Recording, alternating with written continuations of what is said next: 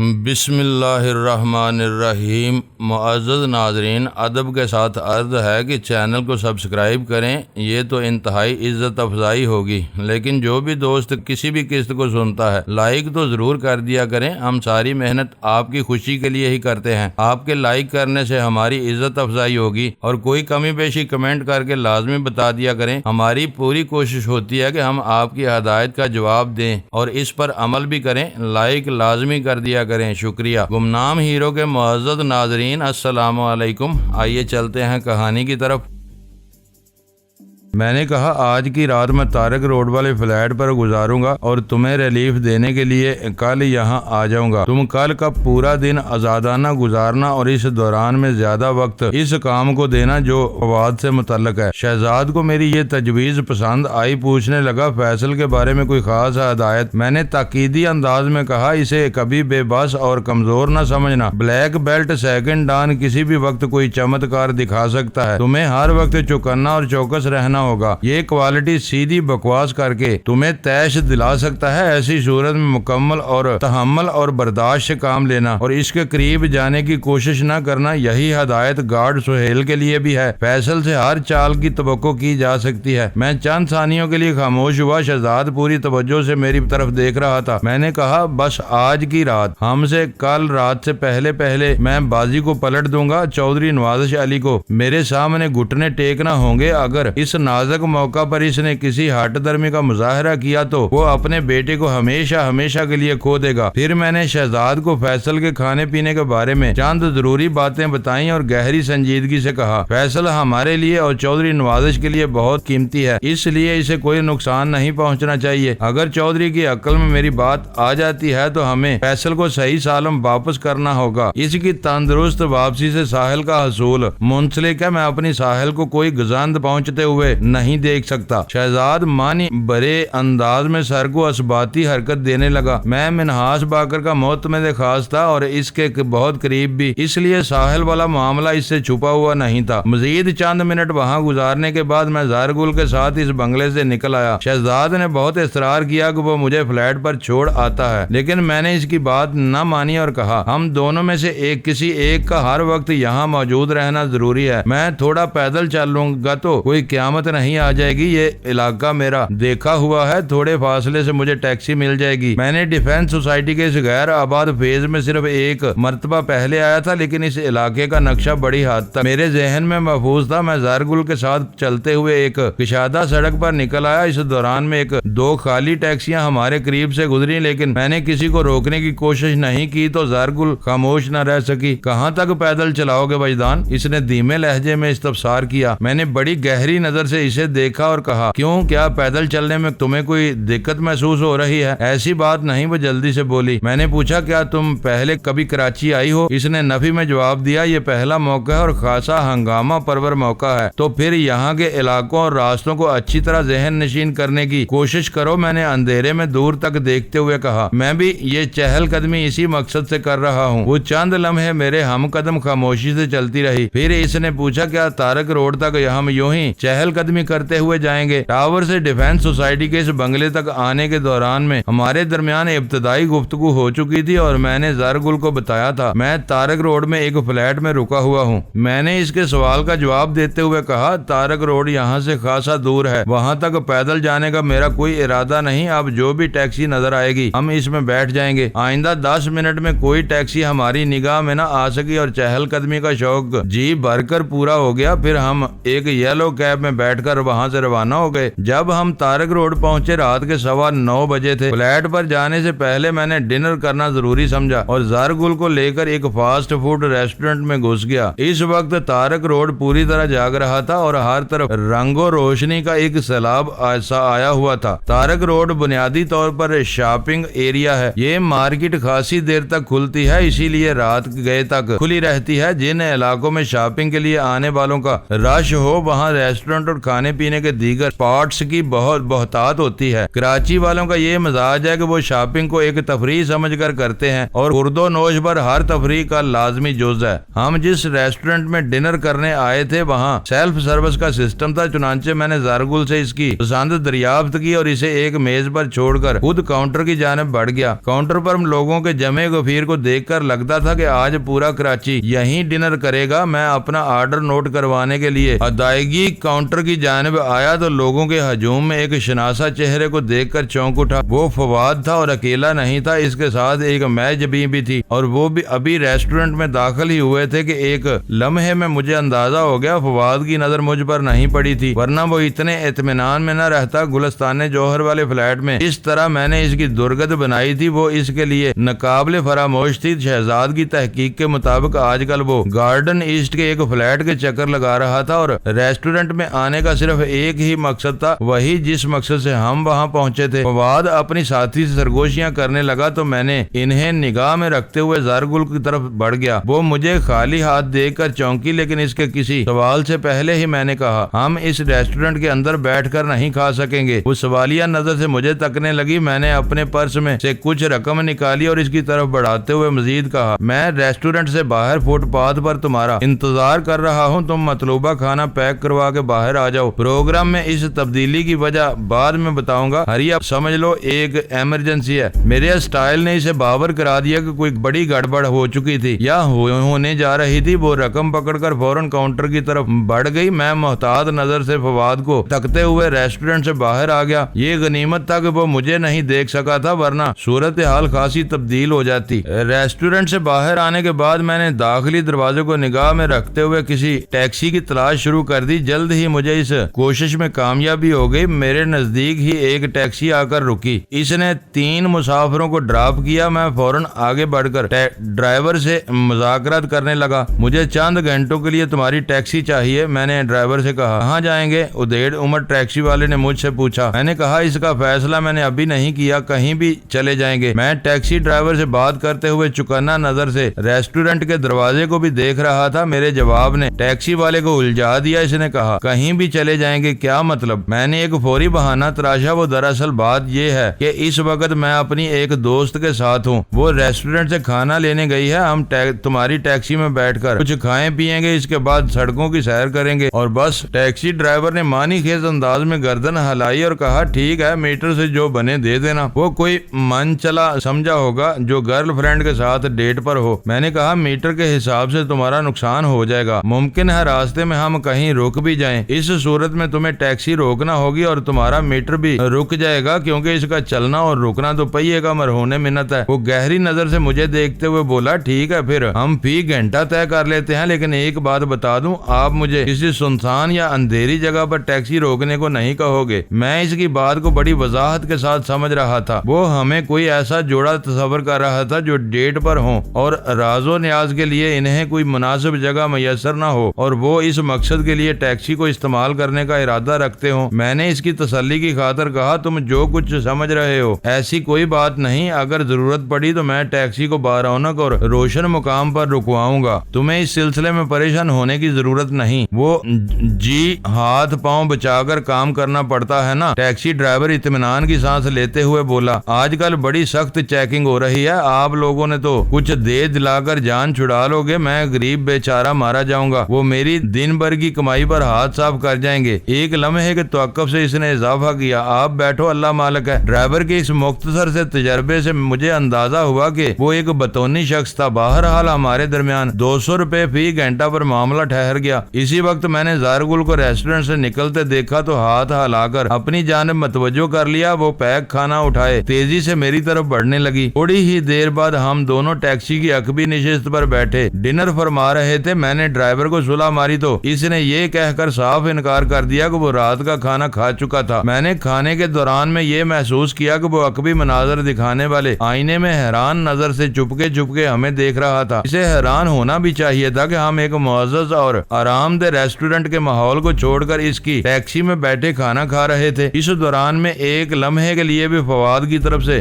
غافل نہیں ہوا تھا۔ وہ لوگ ابھی تک ریسٹورنٹ سے باہر نہیں آئے تھے، جس کا مطلب تھا وہ کھانے کے لیے اندر ہی بیٹھ گئے تھے۔ ہم کھانے سے فارغ ہوئے ہی تھے کہ फवाद अपनी साथी के हमरा रेस्टोरेंट से बाहर निकलता दिखाई दिया। मैंने टैक्सी ड्राइवर को मुखातब करते हुए एक जानब इशारा किया। इस जोड़े को देख रहे हो? इसने असबात में गर्दन हिलाई। मैंने मजीद कहा, तुम्हें इनका ताक़ब करना है, लेकिन थोड़ा फासला रखकर। इन्हें किसी किस्म का शुबा नहीं होना चाहिए। अभी तक मुझे ये बात मालूम नहीं थी कि फवाद वहाँ से अकेला ही रुखसत होगा या वो हसीना भी इसके साथ जाएगी, और इस बारे में भी कुछ नहीं कहा जा सकता था। वो कैसे वापस जाएगा? अपनी गाड़ी में, किसी टैक्सी में, या फिर किसी पब्लिक ट्रांसपोर्ट का सहारा लेंगे? ताक़ब करने वाली बात ने टैक्सी ड्राइवर को चौंका दिया। इसने भाव बढ़ाने वाले अंदाज में कहा, जनाब ये तो आप एक नई बात बता रहे हैं। इस हिसाब से तो 200 रुपए फी घंटा कम है। वो सिर्फ टैक्सी ड्राइवर ही नहीं बल्कि खासा कारोबारी भी था। मैं इसकी नीयत को समझ रहा था और हालात का तकाजा भी यही था कि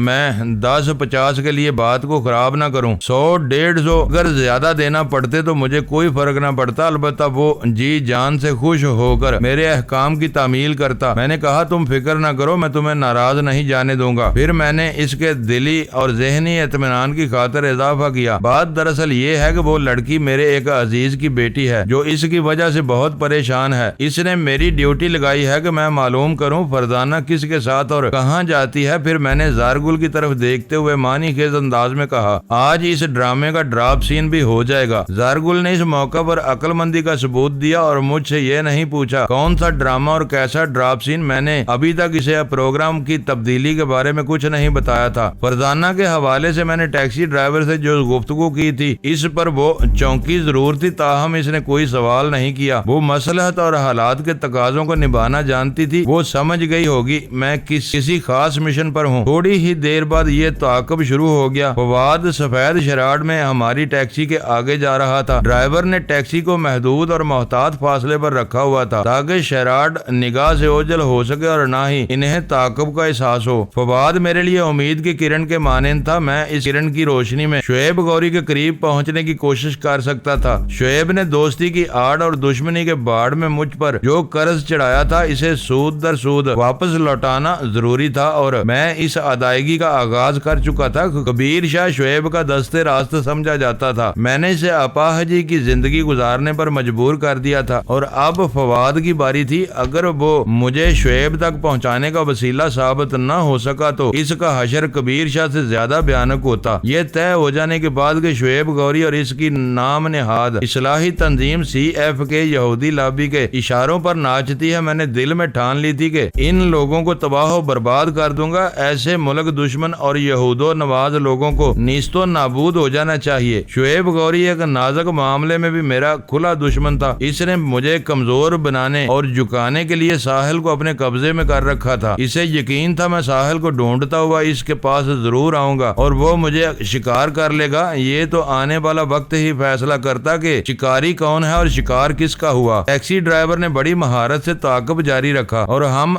ब्रेटो रोड की एक अपार्टमेंट बिल्डिंग के पास पहुंच गए। ड्राइवर ने अपनी टैक्सी सफेद शराड से खासे फासले पर एक गाड़ी के अक्ब में रोकी थी। मैंने देखा फवाद शराड को इस बिल्डिंग के अंदर ले गया। ये एक तशवीशनाक सूरत हाल थी। इससे जाहिर होता था वो वहाँ कुछ वक्त गुजारना चाहता है। ये बसूरत दीगर वो गाड़ी को बाहर ही छोड़कर अंदर जाता। खैर जब हम इसके ताक़ब में थे तो इंतजार भी कर सकते थे। इस तरह तो होता है इस तरह के कामों में। मैंने तनकीदी निगाह से इस इमारत का जायजा लिया। वो एक 6 मंजिला लग्जरी अपार्टमेंट बिल्डिंग थी। एजाज अली मुझे बता चुका था फवाद यहाँ किसी गुलाम जलानी नामी शख्स से मिलने आता था जो फ्लैट नंबर 402 में रहता था। फवाद के साथ एक हसीनो जमील दोशीजा को देखकर मैं मखमसे में पड़ गया। अगर ये मालूम हो जाता कि इस लड़की का फवाद से ताल्लुक था तो हालात ज्यादा वाज़ेह हो जाते। बहरहाल मेरे लिए फवाद इस लड़की से ज्यादा अहम था। आधे घंटे तक हम टैक्सी में बैठे इंतजार करते रहे। फिर हमारा इंतजार रंग ले आया और फवाद की सफेद शराड बिल्डिंग से निकलती हुई नजर आई। गाड़ी के अंदर फवाद अकेला ही बैठा था। मैंने टैक्सी ड्राइवर को ताक़ब का इशारा दिया तो इसने टैक्सी को शराड के पीछे लगा दिया। मैं गहरी सोच में था। लड़की को वहाँ छोड़ने का एक ही मतलब था कि इस लड़की का ताल्लुक 402 नंबर फ्लैट में रहने वाले गुलाम जलानी से था और फवाद इसे ड्रॉप करके वापस जा रहा था। अब कुछ समझ में आने लगा कि फवाद की वहाँ आमदोशुद का क्या सबब था। टैक्सी ड्राइवर की आवाज पर मैं ख्यालात से चौंक उठा। वो पूछ रहा था, आपके अजीज की लड़की फरजाना तो अपने घर पहुंच गई, लेकिन एक बात समझ में नहीं आई कि वो आदमी इसे छोड़ने के लिए अंदर क्यों गया और न सिर्फ صرف اندر گیا بلکہ اس نے وہاں اچھا خاصا وقت بھی گزارا ہے، جبکہ آپ نے بتایا تھا فرزانہ چوری چھپے۔ تمہیں یہ کس نے کہہ دیا کہ فرزانہ اپنے گھر پہنچ گئی؟ میں نے درستی سے کہا، اس کا دخل در معقولات مجھے ناگوار گزرا تھا، اس لیے سردنش ضروری ہو گئی تاکہ وہ اپنی زبان کو کنٹرول میں رکھے۔ میں نے برہمی سے کہا، اس بلڈنگ میں فرزانہ کی ایک دوست رہتی ہے، وہ اسی دوست سے ملنے کا بہانہ کر کے گھر سے نکلتی ہے، ہمیں شک ہے وہ دوست بھی اس سازش میں شریک ہے۔ ٹیکسی ڈرائیور کے لیے بس اتنا ہی کافی تھا۔ اس کے بعد اس نے کوئی سوال نہیں کیا اور سفید شراٹ کا تعاقب کرتے ہوئے ہم گلشن اقبال کی حدود میں داخل ہو گئے۔ حسن اسکوائر سے تھوڑا آگے آنے کے بعد فواد نے گاڑی کو دائیں جانب موڑ لیا اور سروس روڈ پر آنے کے بعد وہ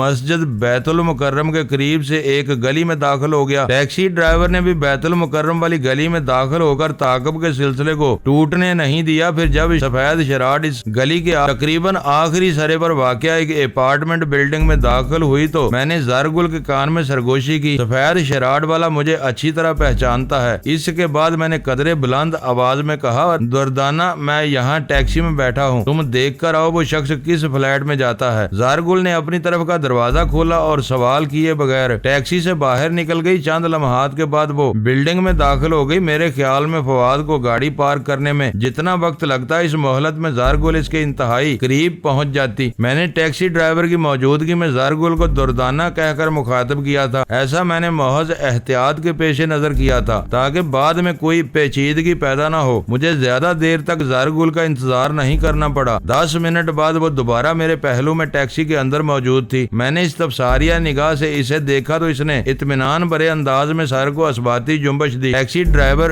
باتونی ہونے کے ساتھ ہی سمجھدار بھی تھا۔ میرے رویے سے اس نے اندازہ لگا لیا کہ اس کی بے جا مداخلت مجھے پسند نہیں آئی، اس لیے اس نے فواد کے حوالے سے کوئی بات نہیں کی اور پوچھنے لگا، یہاں رکنا ہے یا واپس چلیں؟ میں نے ٹیکسی والے کو جواب دینے سے پہلے زرگل کی طرف سوالیہ نظر سے دیکھا تو وہ ٹھہرے ہوئے لہجے میں بولی، میرا خیال ہے کہ وہ اب گھر سے نہیں نکلے گا۔ وہ ایک بند فلیٹ کا تالا کھول کر اندر داخل ہوا ہے، جس کا مطلب ہے وہ اسی فلیٹ میں رات گزارے گا۔ زرگل کا تجزیہ کسی حد تک تجربے کا محتاج نہیں تھا، تاہم میں نے ٹیکسی ڈرائیور سے کہا، ہم یہاں 10 منٹ تک رکیں گے پھر واپس چلیں گے۔ پھر آئندہ 10 منٹ تک کوئی غیر معمولی بات سامنے نہ آئی تو میرے حکم پر ڈرائیور نے ٹیکسی کو واپسی کے لیے راستے پر ڈال دیا۔ حسن اسکوائر سے تارک روڈ زیادہ فاصلے پر نہیں، ہم 10 منٹ بعد تارک روڈ پر تھے۔ ڈرائیور نے عقل مندی کا مظاہرہ کرتے ہوئے خاموشی سے ٹیکسی اسی ریسٹورنٹ کے سامنے لے جا کر روک دی جہاں سے اس نے ہمیں اٹھایا تھا۔ میں نے ریسٹ واچ پر نگاہ ڈالی، رات کے 10:50 ہوئے تھے۔ میں نے ٹیکسی ڈرائیور سے پوچھا، ہاں بھائی تمہارا کیا حساب بنا؟ اس نے جواب دینے سے پہلے اپنی کلائی پر بندھی ہوئی میلے ڈائل والی گھڑی میں وقت دیکھا اور بولا، میں نے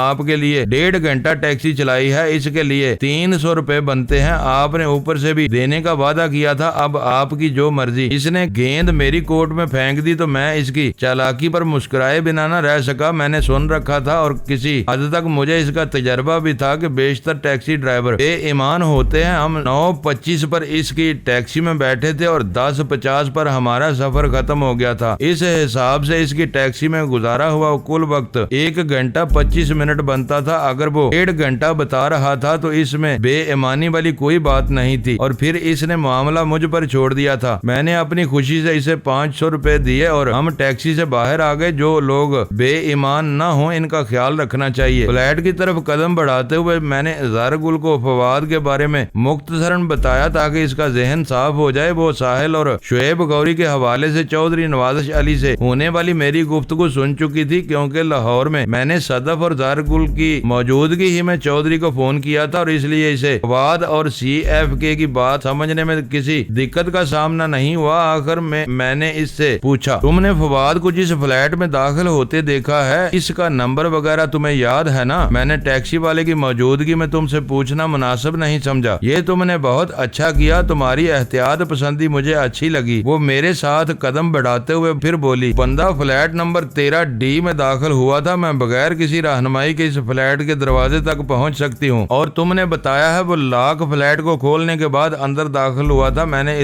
اپنا اطمینان کرنا ضروری سمجھا۔ زرگل نے اس بات میں گردن ہلائی اور کہا، میں زینے کی آڑ میں چھپ کر کھڑی ہو گئی تھی۔ فواد نامی اس شخص نے فلیٹ نمبر 13D کے دروازے پر پہنچ کر پہلے چکنا نظر سے ادھر ادھر دیکھا اور پھر جیب سے چابی نکال کر اس نے فلیٹ کا لاک کھولا تھا۔ وہ ایک لمحے کو متوقف ہوئی، پھر اپنی بات مکمل کرتے ہوئے بولی، میں نے اس کے اندر داخل ہونے کے بعد فلیٹ کے دروازے پر جا کر اس کا نمبر دیکھا تھا، اس کا مطلب ہے وہ اسی فلیٹ میں اکیلا ہی ٹھہرا ہوا ہے۔ میں نے پرسوچ انداز میں کہا، اور یہ بھی کہ وہ رات وہیں گزارے گا۔ لگتا تو ایسا ہی ہے، وہ میری تائید کرتے ہوئے بولی۔ پھر پوچھا، کیا آج ہی اس کی گردن ناپنے کا ارادہ ہے؟ میں نے چونک کر اسے دیکھا، وہ اپنی باتوں سے بڑی سرگرم اور بلبلہ انگیز لگتی تھی۔ پچھلے کچھ دنوں کے تجربے نے زارگل کو میرے ساتھیوں میں شمار کر دیا تھا۔ اگر ہمارے ساتھ سیٹوں والا مسئلہ پیش نہ آ جاتا تو میں اس کی کراچی آنے والی فرمائش پر ضرور غور کرتا۔ یہ الگ بات ہے کہ حالات کے تقاضے نے ازاں بعد صرف صدف کا سفر بھی ملتوی کر دیا۔ میں نے زارگل کے سوال کے جواب میں کہا، اگر ضرورت محسوس ہوئی تو یہ کام بھی کرنا ہی ہوگا۔ فی الحال میں سب سے پہلے چودھری نواز علی سے رابطہ کرنا چاہتا ہوں۔ منہاس باقر نے مجھے جس فلیٹ میں ٹھہرایا تھا وہ مذکورہ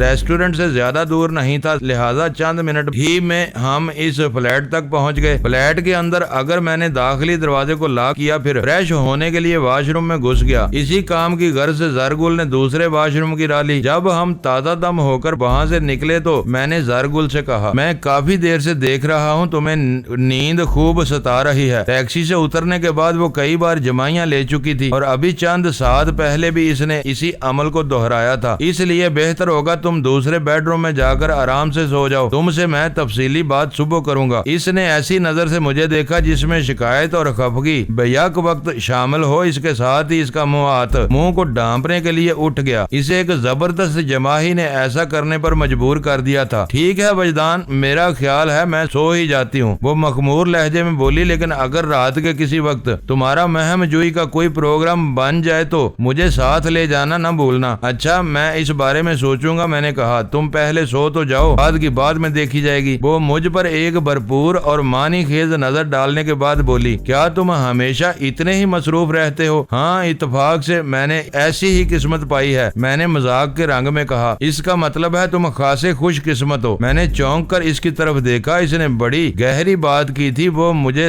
متذبذب دیکھ کر پوچھنے لگی، وجدان تم مجھ سے متنفر تو نہیں ہو؟ میں نے پوچھا، یہ اچانک کھڑے کھڑے تمہیں یہ خفگی کا خیال کیوں آ گیا؟ میں نے کل صبح لاہور میں جس رویے کا مظاہرہ کیا تھا اس پر تمہیں ناراض ہونے کا حق ہے، وہ معذرت خواہانہ انداز میں بولی۔ اچانک میں نے گاڑی رکوائی اور تم لوگوں کو چھوڑ کر ایک طرف چل دی۔ میں نے کہا، اچھا کیا تم نے یاد دلا دیا، مجھے تو تم سے واقعی ناراض ہونا چاہیے تھا۔ یہ کیا حرکت تھی تم نے، اور اس کے بڑی حرکت یہ کہ لاہور سے کراچی پہنچ گئی ہو۔ حرکت میں برکت ہے، وہ فلسفیانہ انداز میں بولی۔ تھوڑی دیر پہلے یہی سبق تم فیصل کو بھی پڑھا رہے تھے، کیا میں غلط کہہ رہی ہوں؟ وہ جو حوالہ دے رہی تھی اس میں کچھ بھی غلط نہیں تھا۔ میں نے کہا، آپ خود ہی وضاحت بھی کر دو کہ تمہاری ان حرکات میں کون کون سی برکات پوشیدہ ہیں۔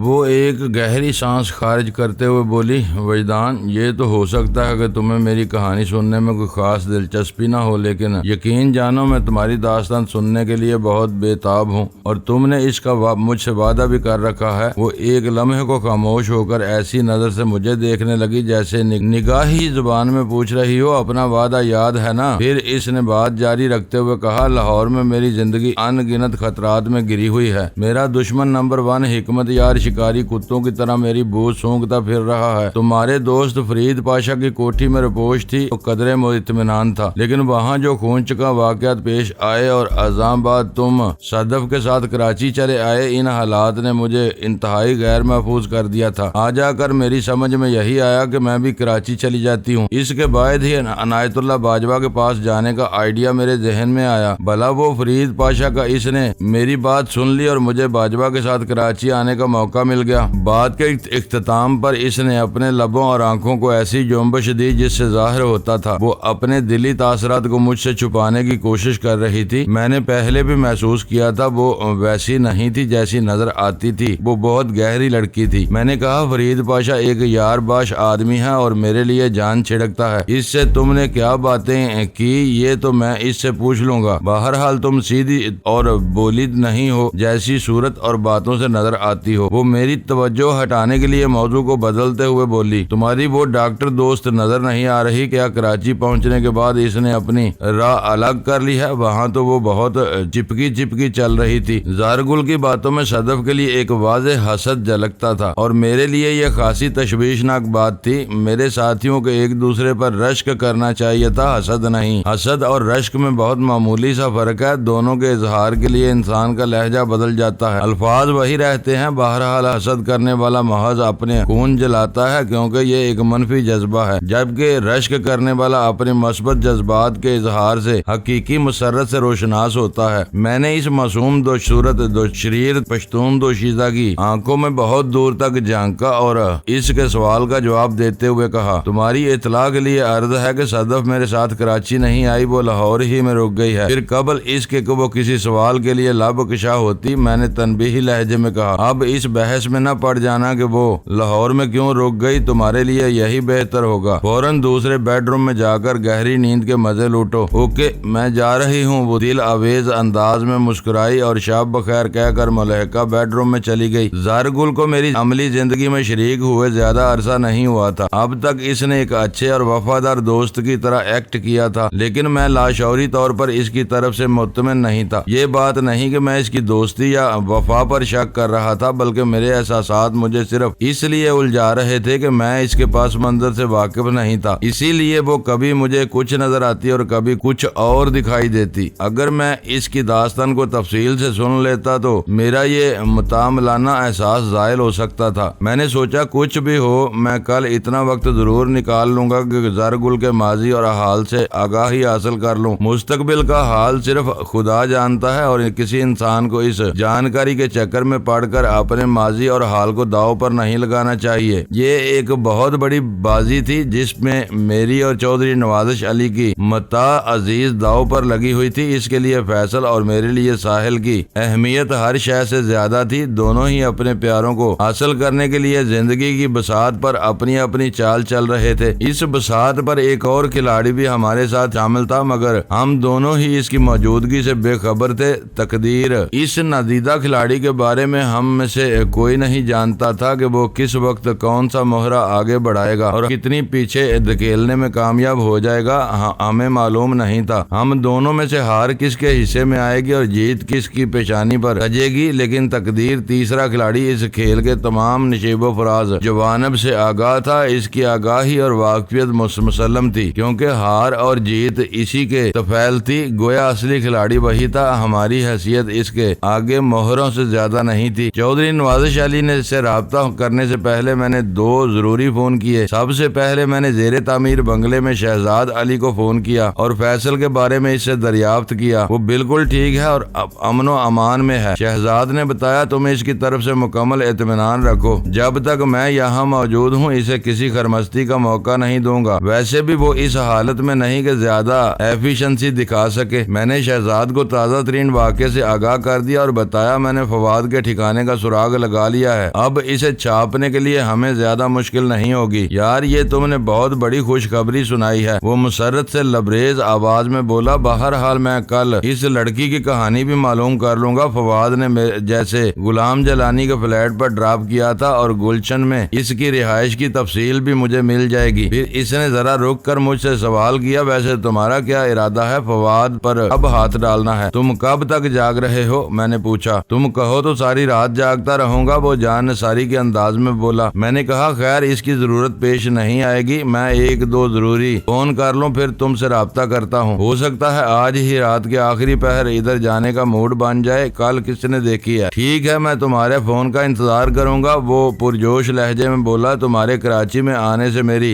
رگوں میں خون کی گردش خاصی تیز ہو گئی ہے، امید ہے مستقبل قریب میں بہت سی کامیابیاں ہمارے قدم بوس کرنے والی ہیں۔ شہزاد کی جی دارانہ باتیں سن کر مجھے امتیاز علی کی یاد آ گئی۔ وہ بھی ایسا ہی نڈر اور دلیر مرد تھا اور شجاعت کے کاموں میں پیش رہتا تھا۔ شاید یہ ان کے ناموں کے آخری حصے کا کمال تھا۔ خود میرے نام میں بھی یہ بابرکت لفظ موجود تھا۔ نام کے انسان کی ذات پر کتنے اثرات ہوتے ہیں اس بحث میں پڑے بغیر اللہ کے شیر کی بہادری اور شجاعت سے انکار ممکن نہیں۔ میں نے شہزاد کے جذبات کے اظہار میں جواباً کہا، خدا تمہاری زبان مبارک کرے۔ پھر ہمارے درمیان ٹیلی فونک سلسلہ موقوف ہو گیا۔ दूसरा फोन मैंने मिन्हास बाकर को किया और इसे आज शाम से लेकर अब तक की मसरूफियत के बारे में बताया। फैसल की बहिफाजत मुंतकली से मुतल्लक इसे शहजाद से सब कुछ मालूम हो चुका था। फवाद के बारे में सुनकर इसने मुझे मुबारकबाद दी। मैंने कहा, मिन्हास साहब, मुझे फौरी तौर पर 2 तजर्बाकार और आजमाए हुए सिक्योरिटी गार्ड की जरूरत है। मैं शहजाद को अपने साथ रखकर फवाद की तरफ जाना चाहता हूँ। ये दोनों मुसल्ला गार्ड्स वहाँ फैसल को देखेंगे। वो बोला, इस बंगले पर पहले से एक तरबियत याफ्ता गन बरदार मौजूद है, 1 से 3 भले। मैंने जल्दी से कहा, मैं फैसल के सिलसिले में कोई रिस्क नहीं ले सकता।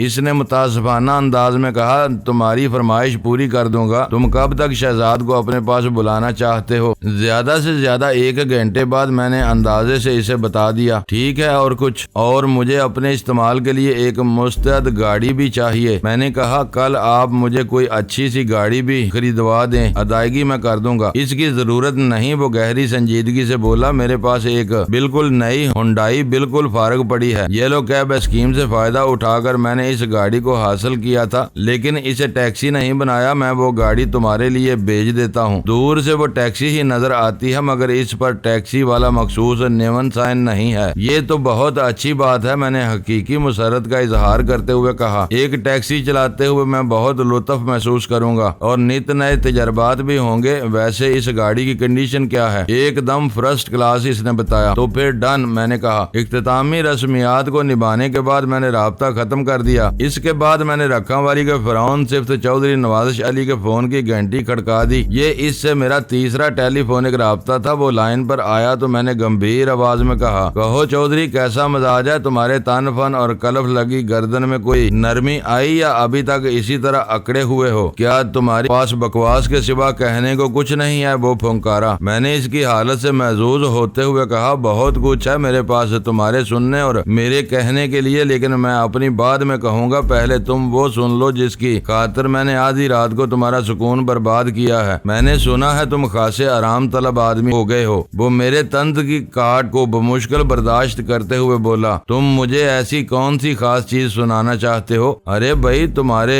लौंडे की आवाज है, मैंने सरसरी अंदाज में कहा। क्या अपने लगते जिगर की प्यारी प्यारी बातें नहीं सुनोगे? फिर इससे कबल के वो मुझे किसी नकाबले इशाअत खिताब से नवाजता। मैंने फोन के रिसीवर को टेप रिकॉर्डर के स्पीकर के सामने रखकर प्ले का बटन दबा दिया। कैसेट का रिकॉर्डर क्या हुआ? आखिरी हिस्सा बजरिया फोन कराची से लाहौर के एक दूर दराज गाँव रखवाली में नशर होने लगा। मैंने कैसेट और टेप रिकॉर्डर को पहले ही सेट करके रख दिया था। इसके बाद ही चौधरी नवाजिश अली का नंबर मिलाया था। 15-20 सेकंड की रिकॉर्डिंग पलक झपकते में प्ले हो गई। मैंने टेप रिकॉर्डर को स्टॉप किया और रिसीवर को कान से लगाते हुए चौधरी से दरियाफ्त किया, अब तो तुम्हें यकीन आ गया होगा कि तुम्हारा सबूत मेरे कब्जे में है और जिंदा भी है। तुमने इसकी हुई आवाज मुझे सुनाई है। वो गुस्से से बोला, मैं बराह रास्त फैसल से बात करना चाहता हूँ। मैंने पूरी सफाकी से कहा, फिलहाल ये मुमकिन नहीं। तुम इसी रिकॉर्डिंग आवाज से गुजारा चलाओ और इस बात को जहन में नक्श कर लो कि जब तक तुम मेरा मुतालबा पूरा नहीं करोगे, तुम्हारा बेटा मेरे हाथों मुश्किल से मुश्किल तरीन हालात से 2-4 होता रहेगा। तुमने इसकी आवाज का करब तो महसूस किया होगा। वजदान औलादे शैतान। वो अपने असाब पर काबू न रख सका और गरजदार आवाज में बोला, मैं तुम्हें बता चुका हूँ कि साहिल अब शुएब गौरी के पास पहुँच चुकी है और मैं तुम्हें बता रहा हूँ कि तुम्हारा बेटा इस वक्त तो मेरे पास है, लेकिन ये सदा मेरे पास नहीं रहेगा। मैंने इसका जुमला उचका और ठोस अंदाज इख्तियार करते हुए कहा, मेरे हाथ से निकलकर ये मुसीबत ज़दा जहां भी जाएगा वहां तक तुम्हारी रसाई मुमकिन नहीं हो सकेगी, क्योंकि इस जहां में पहुंचने वालों के नाम और पते संगी तख्तों पर कुनिंदा किए जाते हैं, और वो भी ऐसे अफराद के जिनके लवाकिन इन्हें बाकायदा अपने हाथों से सुपुर्द जमीन करते हैं। वरना मैंने जुमला अधूरा छोड़ा और एक तवील सांस खारिज करते हुए कहा, वरना बेशुमार ऐसे लोग भी होते हैं जिनकी बोरियों में बंद लाशें अखबारात की शह सुर्खियां बनती हैं, या फिर गंदे नालों और गटर में से बरामद होने वाले इनके ताफन ज़दा वजूद मुआशरे में सनसनी और सरासीम की फैलाते हैं। मैं वो मेरी बात की तकमील से पहले ही फट पड़ा। मैंने कराची नेटवर्क को पूरी तरह सरगर्म कर दिया है। इसकी आवाज में लर्जिश और बर्राहट की आमेजिश थी। तुम फिक्र न करो, मैं बहुत जल्द तुम्हें खोज लूंगा। मैंने तुम्हारी धमकियां सुनने के लिए फोन नहीं किया चौधरी, मैंने तहकीर अमेज अंदाज में कहा। मैं तुम्हें और तुम्हारे नेटवर्क को अच्छी तरह जानता हूँ। तुम्हारे कराची और लाहौर नेटवर्क को میں تار تار کر چکا ہوں۔ کیا تم چودھری دلاور اور میاں زاہد حسین کی لرزہ خیز اموات کو بھول گئے ہو؟ وہ جواب میں کپ کپاتی ہوئی آواز میں مجھے مغلظات میں تولنے لگا۔ یہ اعصاب شکنی کا بین الثبوت تھا۔ کمزور اور بے بس انسان اگر ساتھ ہی کم ظرف بھی ہو تو وہ گالم گلوچ پر اتر آتا ہے۔ چودھری کمزور تو نہیں تھا، تاہم میرے شکنجے نے اسے بے بس ضرور بنا دیا تھا اور اس کی کم ظرفی میں دو آرا نہیں ہو سکتی تھی۔ میں نے دو ٹوک انداز میں اسے مخاطب کیا اور کہا، میں تمہیں کل شام 7 بجے تک کی مہلت دیتا ہوں۔ اس وقت تک تمہارا بیٹا میرے پاس محفوظ رہے گا، لیکن اگر کل کا سورج غروب ہو گیا تو پھر فیصل کی زندگی کا چراغ بھی گل ہو جائے گا۔ میں نے تھوڑا توقف کیا اور لہجے کی سنگینی کو برقرار رکھتے ہوئے مزید کہا، میں کل دن میں کسی وقت تم سے رابطہ کروں گا۔ اس وقت تک تم یہ فیصلہ کر لو کہ ساحل کو کس جگہ اور کب میرے حوالے کر رہے ہو۔ یہ ایک ہاتھ لو ایک ہاتھ دو والی ڈیل ہوگی، اور یہ بات اچھی طرح ذہن نشین کر لو کہ اس معاملے میں مجھے کسی لچک کی گنجائش ہے اور نہ ہی تمہیں دی ہوئی مہلت میں کوئی توسیع کر سکتا ہوں۔ کل شام 7 بجے سورج غروب ہونے سے چند لمحے بعد اور بس پھر میں نے چودھری کی کسی بھی نوعیت کی بکواس سنے بغیر فون بند کر دیا۔ میرا دل اس وقت حقیقی اطمینان اور سچے سکون کی کیفیت سے آشنا ہو رہا تھا۔ میں نے چودھری نواز علی جیسے درندہ صفت اور ظالم جابر شخص کو بڑی مضبوط نکیل ڈال دی تھی۔ اس کی ساری سرکشی اور درندگی جسم کے مختلف حصوں سے دھواں بن کر خارج ہو رہی تھی۔ کاش وہ اس وقت میری نگاہ کے سامنے ہوتا تو میں اس کی حالت سے پوری طرح لطف اندوز ہوتا۔ میں نے آج تک چودھری نواز علی کی ایک جھلک بھی نہیں دیکھی تھی، صرف اس کا نام ہی سنا تھا یا پھر کام دیکھا تھا جو بہت ہی شرمناک اور قابل ملامت تھا۔ میں نے چودھری اور اس کی ذات سے متعلق ہر کسی کو ذہن سے جھٹکا تو بے اختیار دیوار کے کلاک کی جانب نگاہ اٹھ گئی۔ کلاک آدھی رات یعنی 12 بجے کا وقت بتا رہا تھا۔ اسی لمحے کلاک کا گھنٹہ اپنا فریضہ پورا کرنے لگا۔ جب وہ خاموش ہوا تو میں نے شہزاد کو فون کرنے کے لیے ریسیور کی جانب ہاتھ بڑھایا، لیکن میرا ہاتھ ریسیور تک نہ پہنچ سکا۔ برابر والے بیڈ روم سے ایک نسوانی چیخ بلند ہوئی اور میں گڑبڑا کر اٹھ کھڑا ہوا۔ اس بیڈ روم میں زرگل سو رہی تھی۔ میرا دل ایک بارگی اچھل کر حلق میں آ گیا۔ اس کے ساتھ کوئی سنگین صورتحال پیش آ گئی تھی۔ میں ایک لمحہ ضائع کیے بغیر اپنے بیڈ روم سے نکل آیا۔ پھر اس سے پہلے کہ میں زرگل والے بیڈ روم میں قدم رکھتا، فلیٹ کے داخلی دروازے پر تیز دستک ہونے لگی۔ بے اختیار میری نگاہ اس دروازے کی طرف اٹھ گئی۔ دستک کا انداز بتاتا تھا کہ اگر میں نے دروازہ کھولنے میں ایک لمحے کی تاخیر بھی کی تو دستک دینے والا اسے توڑ کر اندر گھس آئے گا۔ ان نازک لمحات میں میرا ذہن دروازے اور بیڈ روم کے درمیان سوالیہ نشان پر ٹھٹک کر رہ گیا۔ فیصلے کی سولی شاید ایسے ہی وقت کو کہا جاتا ہے۔ وہ کڑے وقت کے آزمائشی لمحات تھے۔ سوالیہ نشان کا کانٹا میرے حلق میں پیوست ہوا تو مجھے یوں محسوس ہوا زمین نے میرے پاؤں میں آہنی زنجیر ڈال دی ہو۔ مصیبت کی گھڑی اجازت لے کر آتی ہے اور نہ ہی کسی ایک سمت سے وار کرتی ہے۔ زارگل کی وحشتناک چیخ اور دروازے پر ہونے والی خوفناک دستک دو طرفہ یلغار تھی۔ میرے دماغ نے زارگل کے حق میں فیصلہ دیا اور میں بیرونی حالات کو نظر انداز کر کے بیڈ روم کی جانب لپکا۔ بیڈ روم کی لائٹ آن تھی۔ زارگل نے سونے سے قبل لائٹ آف کرنا ضروری نہیں سمجھا تھا۔ میری نگاہ اس پر پڑی تو میں چونک اٹھا۔ وہ بیڈ پر اکڑوں بیٹھی ہولے ہولے کانپ رہی تھی۔ اس کی آنکھوں میں وحشت اور چہرے پر بے پناہ خوف زدگی کے آثار تھے۔ مجھ سے نظر ملی تو وہ سراسیمہ لہجے میں بولی، وجدان۔ وہ میرا گلا دبا رہا تھا۔ وہ کون؟ میں نے اس کے قریب پہنچ کر پوچھا۔ اسی لمحے ایک مرتبہ پھر دروازہ دڑدڑایا جانے لگا۔ وہ سہمے ہوئے لہجے میں بولی، وجدان، وہ مجھے زندہ نہیں چھوڑے گا۔ دیکھو وہ دروازے پر دستک دے رہا ہے۔ اس کی باتیں بے ربط اور خوف میں ڈوبی ہوئی تھیں۔ جب میری سمجھ میں نہ آیا کہ وہ کس کا ذکر کر رہی ہے تو میں نے اسے شانوں سے جھنجھوڑ ڈالا۔ زارگل، آپ بے وقوفی کی باتیں کر رہی ہو، یہاں تو کوئی بھی نہیں۔ کون تمہارا گلا دبا رہا تھا؟ کہیں تم نے کوئی ڈراؤنا خواب تو نہیں دیکھ لیا؟ ایک مرتبہ پھر دروازہ پیٹا جانے لگا۔ زارگل نے سہمی ہوئی نظر سے مجھے دیکھا اور بولی، وجدان، میں غلط نہیں کہہ رہی ہوں۔ حکمت یار میری جان لینے چاہتا ہے۔ تم دروازہ نہ کھولنا۔ اگر وہ اندر آ گیا تو ہم دونوں کو زندہ نہیں چھوڑے گا۔ وہ کسی درندے سے کم نہیں۔ بات کے اختتام پر اس نے مجھے اپنی باہوں میں جکڑنے کی کوشش کی۔ اس اضطرابی حرکت میں خوف پنہاں تھا۔ میں نے اس حرکت کو جزوی طور پر کامیاب ہونے دیا۔ پھر اس کے شانے کو تھپکتے ہوئے تسلی امیز لہجے میں کہا، تم خود کو سنبھالنے کی کوشش کرو، میں جا کر دیکھتا ہوں دروازے پر کون ہے۔ اس کی باہوں کی ڈھیلی ہوتی ہوئی گرفت میں ایک مرتبہ پھر سختی آ گئی۔ وہ نہیں چاہتی تھی میں اسے خود سے الگ کروں، لیکن حالات تقاضا کر رہے تھے کہ میں فوری طور پر باہر کی صورتحال کا جائزہ لوں، ورنہ عین ممکن नामुमकिन था। दस्तक देने वाला दरवाजे को चौखट से उखाड़ फेंकता। ये बात तय थी कि ज़ारगुल ने हिकमत यार से मुतल्लक कोई भयानक ख्वाब देखा, वरना इस फ्लैट के अंदर हम दोनों के सिवा और कोई नहीं था। मैं इसे तशफ़ी बख्श थपकी देने के बाद दाखिली दरवाजे की जानिब बढ़ गया। इसी वक्त एक बार फिर दस्तक के अमल को दोहराया गया और इसके साथ ही आवाज़ें बुलंद ललकारा भी गया। आवाज मर्दाना थी। डॉक्टर, शराफत से दरवाजा खोल दो, मुझे दरवाजा तोड़ने पर मजबूर न करो। पता नहीं ये कौन सा वाहियात मामला था, कोई किसी डॉक्टर को धमकी दे रहा था। एक बात तो वाज़ेह हो गई कि आने वाला हमसे मुतल्लक नहीं था। मैंने इत्मीनान की सांस लेते हुए दरवाजे के वस्त में नस्ब आई गिलास पर आंख जमाई और बाहर का जायजा लेने लगा। इस गिलास ने मुझे एक गुस्सीले शख्स को दिखाया। वो दरवाजे के ऐन सामने थोड़े फासले पर खड़ा था। मैंने एक लम्हे में अंदाजा लगा लिया वो शख्स हमारा दुश्मन नहीं था। अगर वो हमारे मुखालिफ धड़े से होता तो दरवाजे के सामने से हटकर एक तरफ खड़ा होता ताकि आई गिलास की मदद से इसे देखा न जा सके। अलावा अजीम इस सूरत में वो बुलंद आवाज में बोलने की हमाकत भी न करता। रात के इस पहर हमला आवर होने वाले दुश्मन इस अंदाज में एंट्री नहीं देते। वो कोई दूसरा ही मामला था और इस मामले की तय में उतरने के लिए दरवाजा खोलना जरूरी था। ये बात तो तय थी, अगर मैं दरवाजा नहीं खोलूंगा तो वो एक मर्तबा फिर इसे पीट डालेगा। लिहाजा मैंने इसकी सुनगिन लेने का फैसला किया और लाख हटाकर बेआहिस्तगी दरवाजा खोल दिया। इस अमल के दौरान में मैंने ये एहतियात मलहूज रखी कि बाहर मौजूद शख्स आनन फानन मुझ पर टूट पड़े तो मैं अपने मुनासिब बचाव कर सकूं। दरवाजा खोलते हुए मैंने इसके सिंगल पट को ओट बना लिया। जैसे ही फ्लैट के दरवाजे का सिंगल पट वाह हुआ, एक पस्ता कामदी शख्स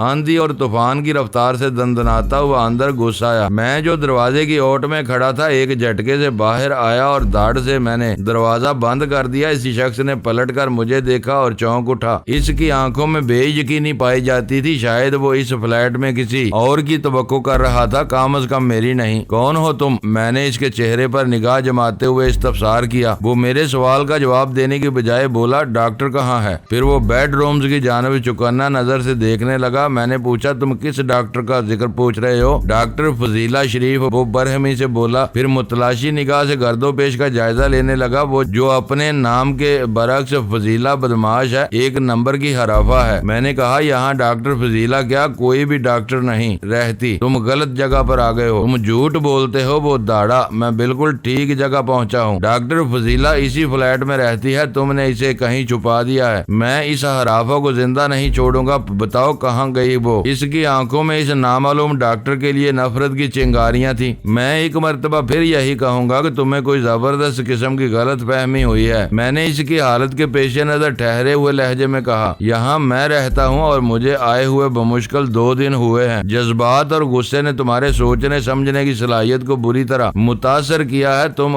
गैर मुतल्लका फ्लैट पर आ गए हो। फिर वो बेडरूम्स की जानिब चौकन्ना नजर से देखने लगा। मैंने पूछा, तुम किस डॉक्टर का पूछ रहे हो? डॉक्टर फजीला शरीफ, वो बरहमी से बोला। फिर मुतलाशी निगाह से गर्दो पेश का जायजा लेने लगा। जो अपने नाम के बरक्स फजीला बदमाश है, एक नंबर की हराफा। मैंने कहा, यहाँ डॉक्टर फजीला क्या, कोई भी डॉक्टर नहीं रहती। तुम गलत जगह पर आ गए हो, तुम झूठ बोलते हो। वो दाड़ा, मैं बिल्कुल ठीक जगह पहुँचा हूँ। डॉक्टर फजीला इसी फ्लैट में रहती है, तुमने इसे कहीं छुपा दिया है। मैं इस हराफा को जिंदा नहीं छोड़ूंगा। बताओ कहाँ गई वो? इसकी आंखों में इस नामालूम डॉक्टर के लिए नफरत की चिंगारियां थी। मैं एक मर्तबा फिर यही कहूंगा, तुम्हें कोई जबरदस्त किस्म की गलत फहमी हुई है। मैंने इसकी हालत के पेश नजर ठहरे हुए लहजे में कहा, यहाँ मैं रहता हूँ और मुझे आए हुए बमुश्किल 2 दिन हुए हैं। जज्बात और गुस्से ने तुम्हारे सोचने समझने की सलाहियत को बुरी तरह मुतासर किया है। तुम गैर मुतल्लका फ्लैट पर आ गए हो। तुम मुझे चक्कर देने की कोशिश तो नहीं कर रहे? वो शक्की लहजे में बोला। इसी वक्त ज़ारगुल बेडरूम से बरामद हुई। इस शख्स का हाथ बेइख्तियार जेब की जानिब बढ़ा और अगले ही लम्हे एक रिवाल्वर इसके हाथ में नजर आया। इसने पलक झपकते में ज़ारगुल को अपने रिवाल्वर के निशाने पर रख लिया, लेकिन दूसरे ही लम्हे इसका रिवाल्वर बरदार हाथ झुक गया। वो ज़ारगुल को शायद डॉक्टर फजीला समझा था। मुझे यकीन हो गया वो किसी जबरदस्त गलत फहमी का शिकार होकर वहाँ पहुँचा था। मैंने संजीदा लहजे में इससे पूछा, तुम्हारा नाम क्या है? मुश्ताक हैदर, इसने जवाब दिया। फिर इसकी निगाह अंदरूनी कमरों में झांकने की कोशिश करने लगी। शायद इसे मेरी बात का यकीन नहीं आया था। वो अब भी डॉक्टर फजीला की तवक्को कर रहा था। मिस्टर मुश्ताक, मैंने नरम लहजे में इसे मुखातब किया, अगर तुम्हें मेरी बात का एतबार नहीं तो तुम इस फ्लैट में जहाँ चाहो अपनी मतलूबा डॉक्टर फजीला को तलाश कर सकते हो। ये पेशकश भी मैं तुम्हारी परेशानी को देखते हुए कर रहा हूँ, वरना मैं अगर चाहूँ तो इसी वक्त एक फोन करके तुम्हें पुलिस के हवाले भी कर सकता हूँ, और मेरे लिए ये भी मुमकिन है मैं खुद ही धक्के देकर तुम्हें यहाँ से बाहर निकाल करूँ। एक लम्हे के तवक्कुफ के बाद मैंने इजाफा करते हुए कहा, रिवाल्वर को जेब में रख लो। मेरे आखिरी जुमले में तहक्कुम पाया जाता था। मेरी बात इसकी अकल में आ गई। इसने एक भरपूर नजर मुझ पर डालने के बाद रिवाल्वर को वहीं ठिकाने लगा दिया जहाँ से इसे बरामद किया था। आइंदा 3 मिनट के अंदर वो फ्लैट की अच्छी तरह तलाशी ले चुका था। बिल आखिर नाकामयाब होने के बाद इसने मायूसी में गर्दन हिलाते हुए कहा, मैं धोखा नहीं खा सकता, फ्लैट तो यही है। मैं पहले भी 2-3 मरतबा यहाँ आ चुका हूँ और डॉक्टर फजीला शरीफ से मुलाकात भी कर चुका हूँ। आज वो कहाँ गायब है? मैंने ख्याल अफरोज अंदाज में कहा, हो सकता है वो हमसे पहले यहाँ रहती हो। बहरहाल तुम्हारा मसला क्या है? तुम रिवाल्वर सोनते खूंखार अंदाज में डॉक्टर फजीला को क्यों ढूंढते फिर रहे हो? आखिर इसने तुम्हारा क्या बिगाड़ा है? क्या बिगाड़ा है? वो मुंह बिगाड़ कर बोला, ये पूछो क्या नहीं बिगाड़ा। वो एक कातिल है। मेरे बच्चे को इसने कत्ल किया है। वो बच्चा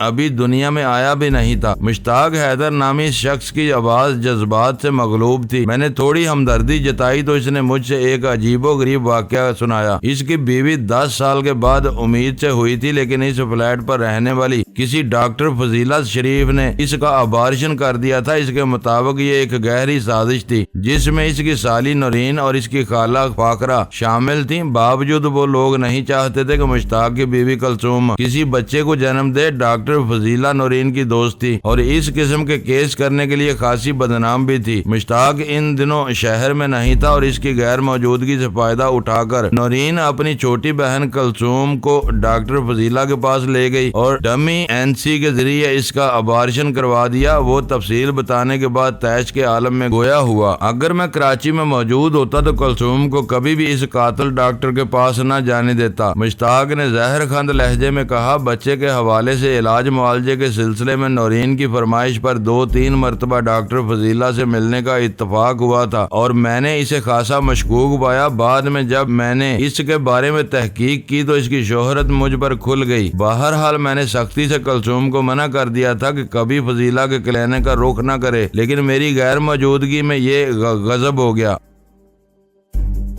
मुअज़्ज़ज़ नाज़रीन, लाइक करें, शेयर करें और कमेंट्स बॉक्स में पाक आर्मी जिंदाबाद, पाकिस्तान पाइंदाबाद का नारा ज़रूर दर्ज करके अपने मुल्क पर फ़ख्र करें और पाकिस्तान की बुनियादें मजबूत करने में अपना किरदार अदा करें। वीडियो देखने का शुक्रिया। मुअज़्ज़ज़ नाज़रीन, अपना ख्याल रखिएगा और हमारे चैनल का भी। ISI पाक आर्मी जिंदाबाद, पाकिस्तान पाइंदाबाद।